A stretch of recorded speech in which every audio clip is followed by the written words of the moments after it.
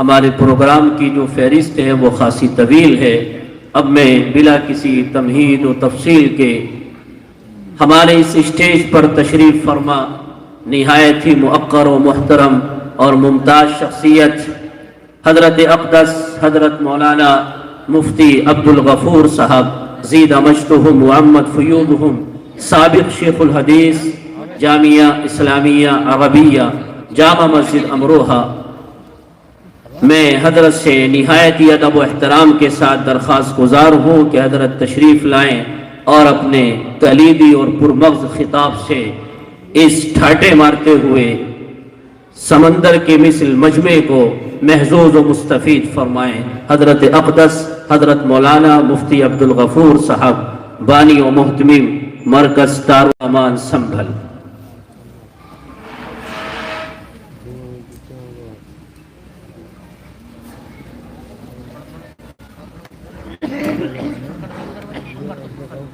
Time معلوم کرنے کی کتنا ٹائم کرنی ہے یہ صحیح ہوتا ہے بھائی. تو ہمارا نس کو 5 ہی ملے تھے وہ اس میں دھوم مچا دیا ان کا وہ ناظم کو تو صلاح کو ہمارا 3 ہی 2000. الحمد للہ رب العالمین والعاقبۃ للمتقین والصلاة والسلام على سید الانبیاء والمرسلین وعلى آلہ وصحبہ اجمعین.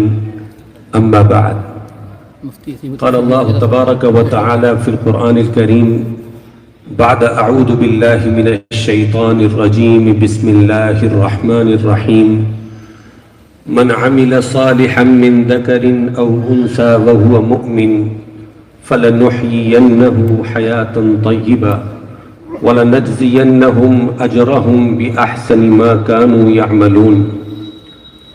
وقال النبي صلى الله عليه وسلم 4 إن كن فيك فلا عليك ما فاتك من الدنيا حفظ أمانة وصدق حديث وحسن خليقة وعفة في طعمة أو كما قال عليه الصلاة والسلام. صدر ذی وقار اسٹیج پر تشریف فرما معزز اور محترم علماء کرام، قرائے عظام اور میرے بہت ہی قابل قدر دینی اور ایمانی بھائیوں،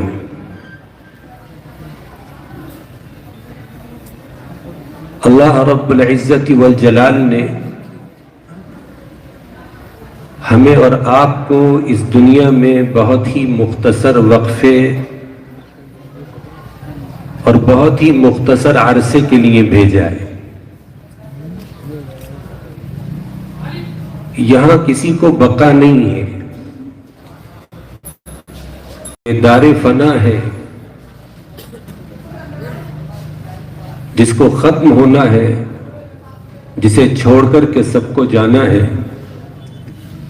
اور ہر ایک کی آخری منزل اور ابدی منزل، ہمیشہ ہمیش کی منزل وہ آخرت ہے.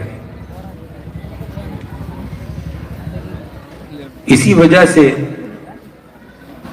ہر صاحب ایمان کی یہ خواہش ہوتی ہے اور اس کے دل میں یہ آرزو اور تمنا جاگتی ہے، اس کے لیے وہ تڑپتا ہے، مچلتا ہے، رب ذوالجلال سے دعائیں کرتا ہے کہ اس کی وہ ہمیشہ ہمیش کی جو زندگی ہے، آخرت کی جو زندگی ہے، وہ پرسکون ہو جائے.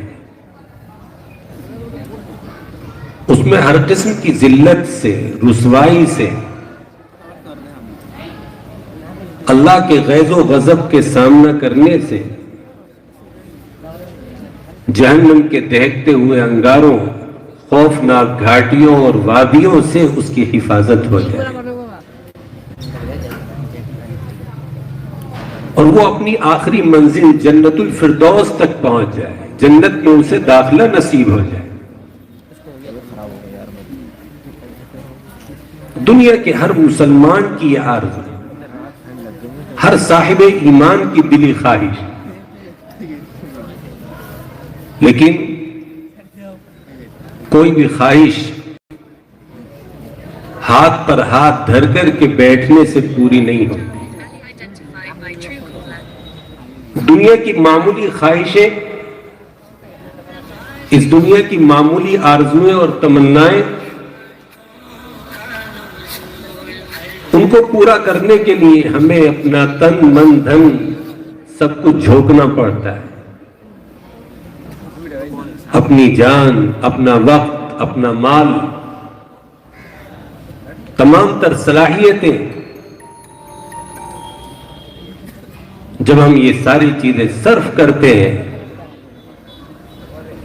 تب جا کر کے دنیا کی معمولی آرزویں پوری ہوتی ہیں، معمولی خواہشیں پوری ہوتی ہیں. تو اتنی بڑی خواہش، اتنی عظیم آرزو کہ ابد الآباد کی زندگی کامیاب ہو جائے،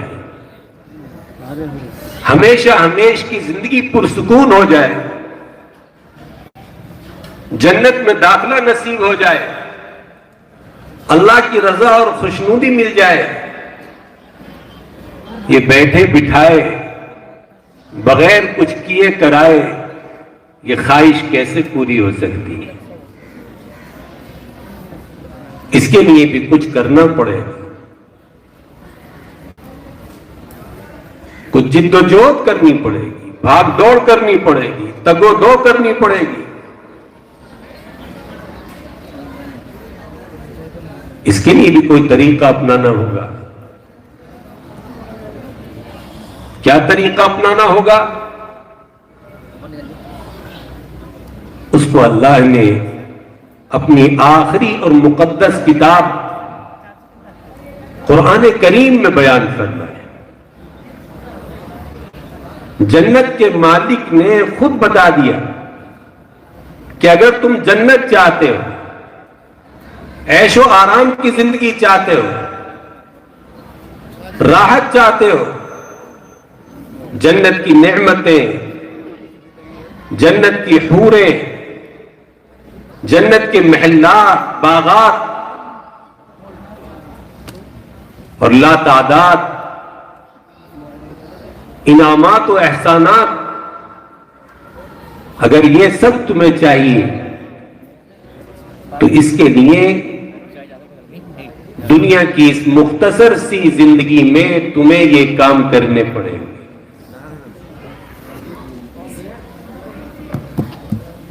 اگر تم نے یہ کام کر لیے تو یہ ہمارا وعدہ ہے، اعلان ہے کہ ہم تمہاری آخرت کی زندگی کو کامیاب کر دیں، آخرت کی زندگی میں سکون عطا کر دیں، راحت دے دیں، پریشانیوں سے، مشقتوں سے، دقتوں سے تمہاری حفاظت کر دیں. وہ کیا چیزیں ہیں؟ یوں تو پورا قرآن کریم اس کے بیان سے معمور ہے، بھرا ہوا ہے. لیکن میں نے جو آیت کریمہ آپ کے سامنے تلاوت کی ہے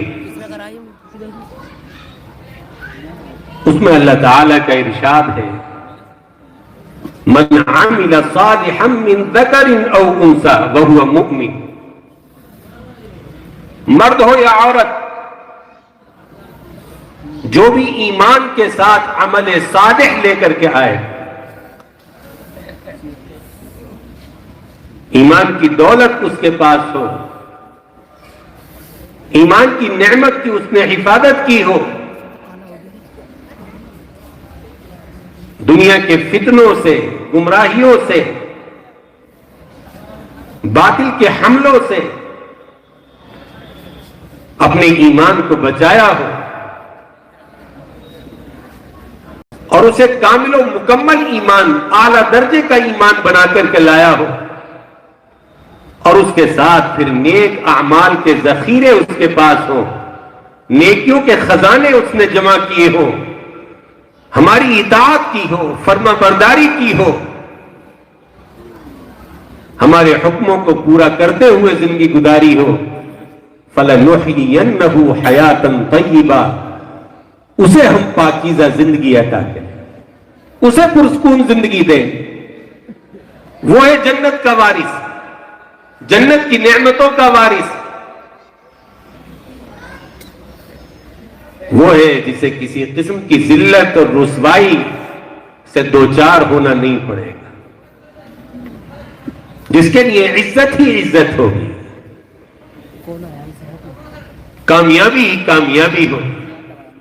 لیکن شرط یہ ہے کہ ایمان اور اعمال وہ اپنے ساتھ لے کر کے. میرے عزیز دوستوں اور بزرگوں, قرآن کریم میں جا بجا اللہ نے ان دونوں چیزوں کو ساتھ ذکر کیا, بلکہ اکثر و بیشتر اللہ جہاں پر بھی ایمان کا ذکر کرتا ہے ساتھ میں اعمال کا بھی ذکر کرتا ہے, اس لیے کہ بغیر عمل کے کچھ نہیں. عمل ہی نجات کا ذریعہ ہے, عمل ہی کامیابی کا ذریعہ ہے. بغیر عمل کے نہ دنیا کے اندر کامیابی ہاتھ آتی ہے, نہ آخرت میں کامیابی اور سرفرازی ہاتھ آ سکتی. تو یہ دو چیزیں ہیں, لیکن اس کو سمجھنا ہے کہ یہ دو چیزیں کس درجے کی ہونی چاہیے. ایک ایسا آدمی, ایک ایسا انسان جس کے پاس کمزور ایمان ہو, معمولی سا ایمان, رائی کے دانے کے برابر ایمان, جنت میں تو وہ بھی جائے گا, جنت میں داخلہ تو اس کو بھی نصیب ہوگا, لیکن ہو سکتا ہے اسے اپنے گناہوں کی سزا بھگتنے کے لیے, گناہوں کے میل کچیل سے صاف ہونے کے لیے جہنم کی بھٹی میں تپنا پڑے, جہنم کی آگ میں جھلسنا پڑے, وہاں کی سزا جھیلنی پڑے. اگر ایسی کامیابی ملی تو اس میں بھی خسارہ اور ٹوٹا ہے. اصل کامیابی تو یہ ہے کہ جہنم کی تپش, جہنم کی حرارت, جہنم کی آگ کی تمازت, اس کی گرمی, اس کی گرم ہوائیں انسان کو چھوئے ہی نہیں اور جنت کا داخلہ مل جائے, دخول اولی نصیب ہو جائے, جہنم کا منہ ہی نہ دیکھنا پڑے. یہ ہے حقیقی کامیابی, یہ ہے اصل کامیابی. ورنہ اگر جہنم کی جھلسانے والی ہوائیں بھی ہم تک پہنچ گئیں, یا تھوڑی مدت کے لیے بھی جہنم میں گرنا اور جانا پڑ گیا, تو ہم سے بڑا بدنصیب اور بدقسمت کوئی اور نہیں. اس لیے کہ وہاں کے عذاب کو جھیلنا انسان کے بس کی بات نہیں ہو. اللہ تعالی نے ایسا سخت عذاب اس جہنم کے اندر تیار کیا ہے کہ جو اچھوں کے چھکے چھوڑا دے گا, پسینے چھوڑا دے گا. جہاں چیخ پکار, جہاں درد, جہاں پریشانی ہی پریشانی, راحت اور آرام کا نام و نشان نہیں, جس کو خود اللہ تعالی نے فرمایا بئس المصیر, بدترین ٹھکانہ, برا ٹھکانہ. تو وہاں تو تھوڑی دیر کے لیے اور ایک لمحے کے لیے بھی جانا ہمارے لیے باعث مشقت ہوگا, پریشانی کا سبب بن جائے. اس لیے ایمان وہ ہونا چاہیے جو جنت کے اندر دخول اولی کا ذریعہ بن جائے. ایسا ایمان جو اللہ کے ہاں ایسا قابل قبول ہو جسے دیکھ کر کے اللہ راضی ہو جائے, خوش ہو جائے. حضرات صحابہ اکرام رضوان اللہ علیہم اجمعین نے ایسے ایمان کی مثالیں پیش کی. عبداللہ ابن زید ابن عاصم رضی اللہ تعالی عنہ اپنے تجارت کے ایک سفر کی غرض سے نکلے اور چلتے چلتے مسیلمہ کذاب کے علاقے میں پہنچ گئے۔ اللہ کے نبی علیہ الصلوۃ والسلام کے آخری زمانے میں دو جھوٹے نبی پیدا ہو گئے، نبوت کے جھوٹے دعوے دار، ایک اسود عنسی اور دوسرا مسیلمہ۔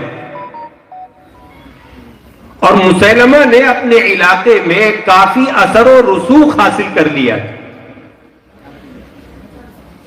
بعض تاریخی روایتیں بتاتی ہیں کہ 40,000 لوگ اس پر ایمان لے آئے،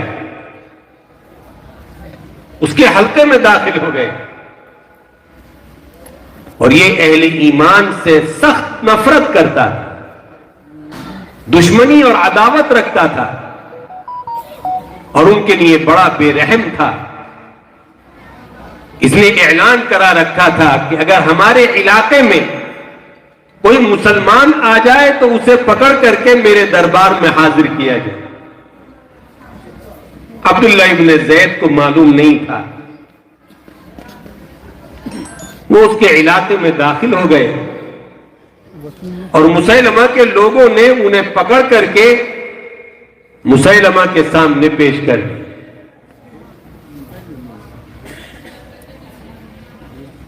مسیلمہ کو تو ایسا لگا جیسے کسی شکاری کو شکار ہاتھ آ گیا، بس اس نے ان صحابی رسول پر سختیاں شروع کر دی، آزمائشیں، امتحانات، ابتلا، اور بار بار وہ یہ کہتا پوچھتا بتاؤ محمد کون ہے؟ حضرت زید کہتے ہیں کہ وہ اللہ کے آخری نبی ہیں، اللہ کے آخری رسول ہیں، میں ان پر ایمان لایا ہوں۔ پھر وہ کہتا بتاؤ میں کون ہوں؟ وہ اپنے آپ کو نبی کہلواتا تھا، نبی کہتا تھا، وہ چاہتا تھا کہ یہ میری نبوت کا اقرار کرے، مجھے بھی نبی مانے۔ لیکن حضرت زید صحابی رسول، ایمان ان کے رگ و ریشے کے اندر پیوست تھا، دل کی گہرائیوں میں اللہ کی ذات و صفات کا یقین سرایت کیے ہوئے تھا۔ یہ کیسے ممکن تھا کہ نبی اکرم صلی اللہ تعالی علیہ وسلم کے دامن سے دستکش ہو کر کے، دستبردار ہو کر کے،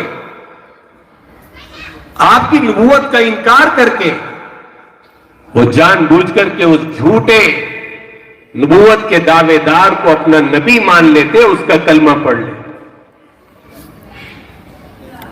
اس لیے انہوں نے انتہائی حقارت کے ساتھ جب اس نے پوچھا کہ میں کون ہوں، مجھے نبی مانتے ہو یا نہیں، تو انہوں نے صاف انکار کر دیا اور کہا کہ میں تیری بات نہیں سنتا۔ بار بار یہی کہتے میں تیری بات نہیں سنتا۔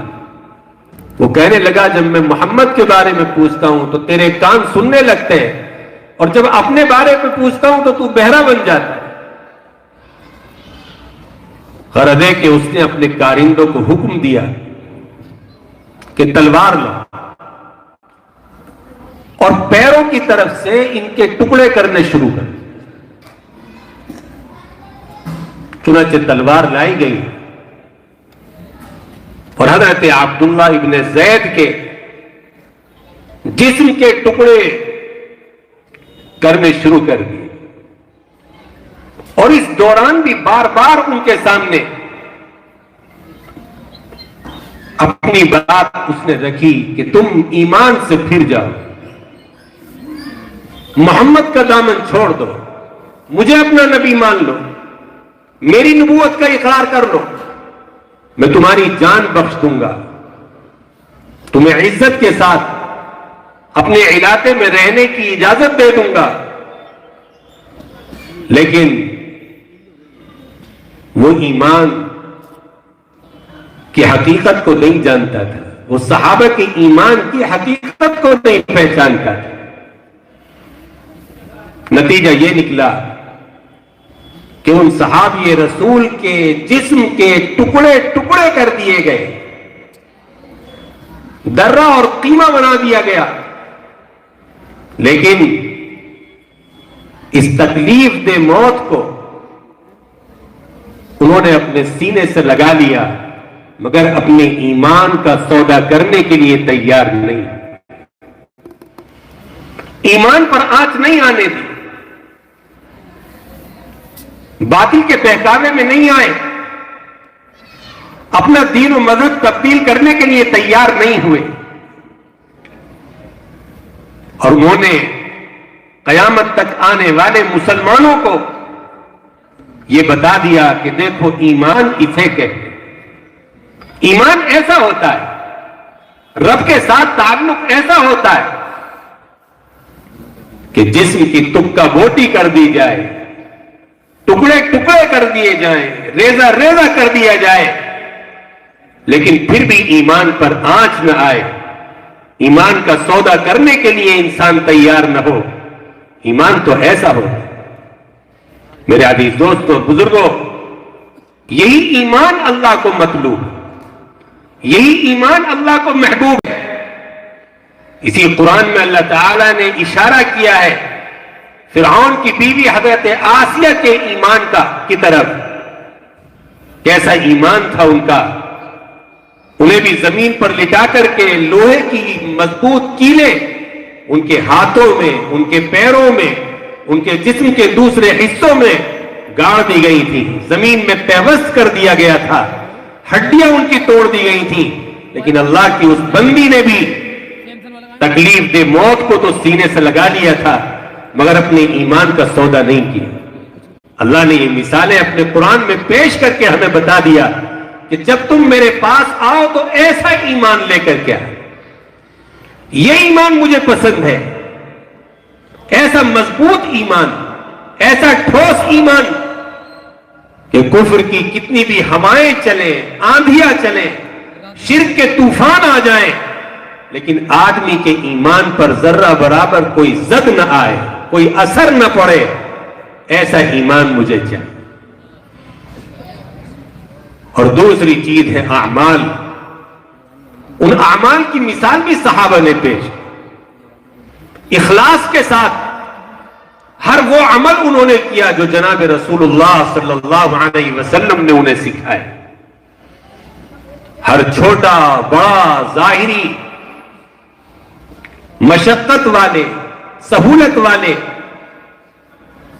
تمام نیک اعمال ان کی زندگیوں کے اندر بھرے ہوئے، ان کی نگاہ نبی کریم علیہ السلام کے لبوں پر ہونٹوں پر لگی رہتی تھی کہ آقا کچھ حکم فرمائیں، کوئی عمل بتائیں اور ہم دوڑ کر کے اس پر عمل کریں، اس کو پورا کریں، اور اس کے اندر بھی نہ کوئی ریاکاری، نہ شہرت، نہ نام و نمود، نہ کسی اپنے ذاتی فائدے اور دنیا کی غرض کا کوئی شائبہ، ہر عمل صرف اللہ کی رضا کے، اللہ کی خوشنودی کے۔ صحابہ کرام رضوان اللہ علیہم اجمعین کے ذریعے اللہ نے ہمیں یہ بتا دیا کہ اعمال تم کیسے لاؤ، مجھے اعمال کیسے پسند ہے، بتایا مجھے وہ اعمال پسند ہیں جو صرف اور خالص میرے لیے کیے گئے، جو عمل میرے لیے نہیں ہوگا وہ تمہارے منہ پر مار دیا جائے۔ حدیث پاک میں آتا ہے قیامت کے دن بندے کے اعمال نامے کو کھولا جائے گا اور اللہ تعالیٰ فرشتوں سے فرمائیں گے اس بندے کا یہ عمل قبول کر لو اور یہ عمل پھینک دو، یہ والا لے لو اور یہ پھینک دو۔ فرشتے عرض کریں گے یا اللہ جن اعمال کو آپ پھینکنے کا حکم فرما رہے ہیں یہ تو بظاہر نیک اعمال معلوم ہوتے ہیں، یہ تو اس کی نیکیاں ہیں، اس کے صالح اعمال ہیں۔ اللہ تعالیٰ فرمائے گا کہ ہاں بظاہر تو یہ نیک اعمال ہیں، لیکن تمہیں نہیں معلوم کہ اس بندے نے یہ نیک عمل میری رضا کے لیے نہیں کیا تھا، یہ میرے لیے نہیں کیا گیا تھا، بلکہ یہ تو اس نے شہرت کے لیے کیا تھا، نام و نمود کے لیے کیا تھا، ریاکاری اور دکھاوے کے لیے کیا تھا، اور آج میں صرف وہ عمل قبول کروں گا جو بندوں نے میرے لیے کیا، اس لیے مجھے ان اعمال کی ضرورت نہیں، اور میں ان اعمال پر آج کوئی اجر و ثواب نہیں۔ تو میرے عزیز دوستو، بزرگوں، ایمان ہو اور ایمان کے ساتھ اخلاص والے اعمال۔ محمد ابن مسلمہ ایک لشکر کے امیر، اور انہوں نے اپنے لشکر کے ساتھ باطل کے دشمنوں کے ایک قلعے کا محاصرہ کر لیا، لیکن قلعہ چاروں طرف سے بند، اس کا دروازہ اور گیٹ بھی بڑا مضبوط، کسی طرف سے کوئی گنجائش نہیں، کیسے قلعے کو فتح کیا جائے، کیسے اس پر قبضہ کیا جائے۔ اسی غور و فکر کے ساتھ تھے کہ انہیں ایک سرنگ نظر آئی، انہوں نے دیکھا کہ ایک نالے کی طرح ایک سرنگ قلعے کے اندر جا رہی، لیکن وہ بڑا گندا نالا، تاریک، وحشتناک، کیڑے مکوڑوں کا بھی خطرہ، اور اگر اس راستے سے کوئی اندر داخل ہو تو اندر دشمنوں کا خطرہ، جیسے ہی کوئی پہنچے گا اس کی گردن اڑا دی جائے گی، قتل کر دیا جائے گا، لیکن اس کے علاوہ کوئی راستہ نہیں تھا۔ چنانچہ انہوں نے لشکر کو جمع کیا اور اعلان کیا کہ کوئی بندہ ہے جو اس سرنگ کے راستے قلعے کے اندر چلا جائے اور اندر سے جا کر کے قلعے کا دروازہ کھول دے تاکہ ہمارا لشکر، ہماری فوج اندر داخل ہو سکے اور مسلمان اس قلعے کو فتح کر لے۔ پورے لشکر پر سکوت طاری ہو، خاموشی چھا گئی، کہیں سے کوئی آواز نہیں۔ دوسرے دن پھر اسی طرح جمع کیا، پھر اعلان کیا، تیسرے دن پھر اسی طرح جمع کیا، پھر اعلان کیا، تو دیکھا کہ تیسرے دن اسی لشکر میں سے ایک نحیف و ناتواں، ایک لاغر اور کمزور، پتلا دبلا ایک انسان نکل کر کے آئے، اور اس نے آ کر کے کہا کہ میں اس خدمت کے لیے تیار۔ کہا بہت اچھا، اسے تیاری کرائی گئی، سرنگ کے اس راستے سے داخل کیا گیا، اللہ کی نصرت اور مدد حاصل ہوئی، اور وہ اپنے مشن میں کامیاب ہو گئے کہ اس نے اندر سے جا کر کے قلعے کا دروازہ کھول دیا، اور سارا اسلامی لشکر قلعے میں داخل ہو گیا، اور اللہ نے فتح نصیب فرمایا۔ یہ قلعہ انتہائی اہمیت کا حامل قلعہ تھا، دشمنوں پر فتح پانے کے لیے اس قلعے کو قبضانا، اس پر قبضہ کرنا ضروری تھا۔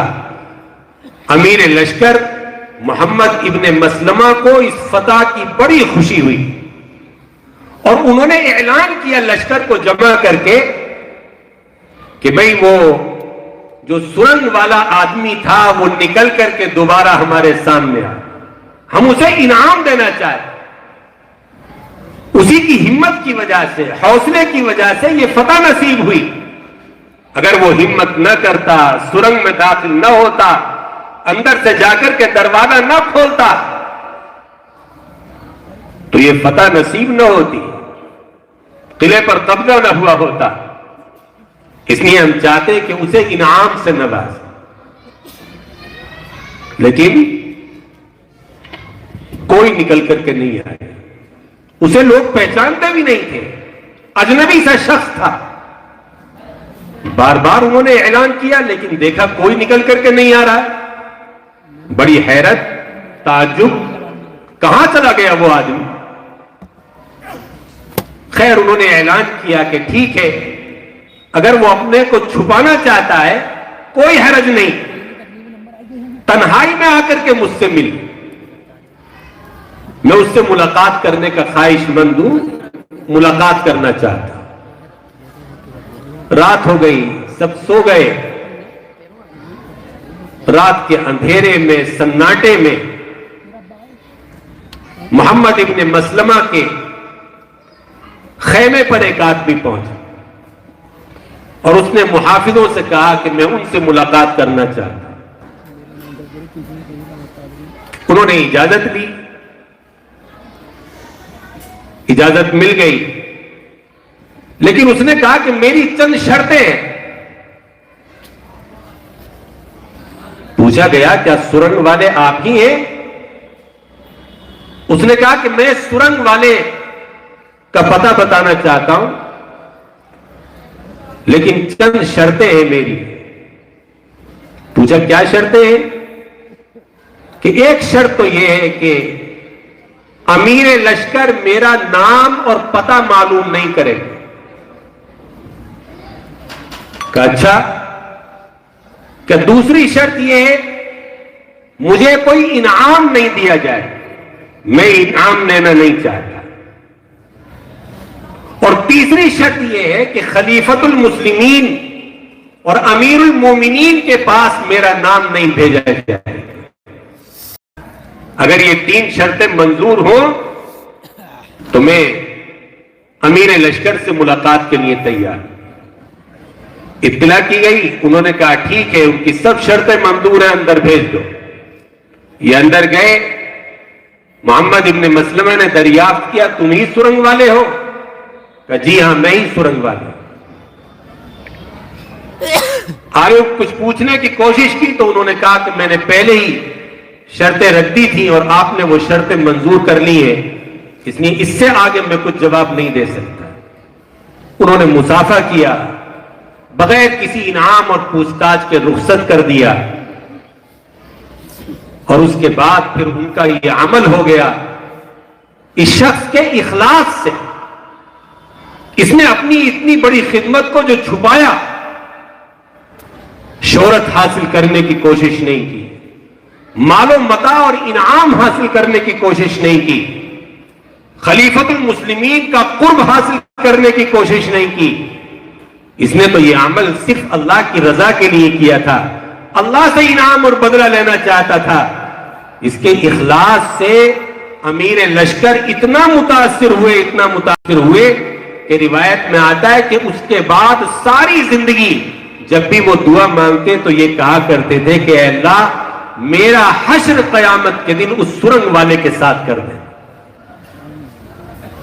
یہی اخلاص مطلوب ہے اللہ کا، کہ ہم اپنے اعمال میں صرف اور صرف اللہ کی رضا اور خوشنودی کی نیت کریں۔ چھوٹا عمل ہو، بڑا عمل ہو، اللہ جس نیکی کی بھی توفیق بخشے، موقع کو غنیمت جان کر کے اسے انجام دیں، اپنے نام اعمال میں لکھوائیں، اسے ہاتھ سے نہ جانے دیں۔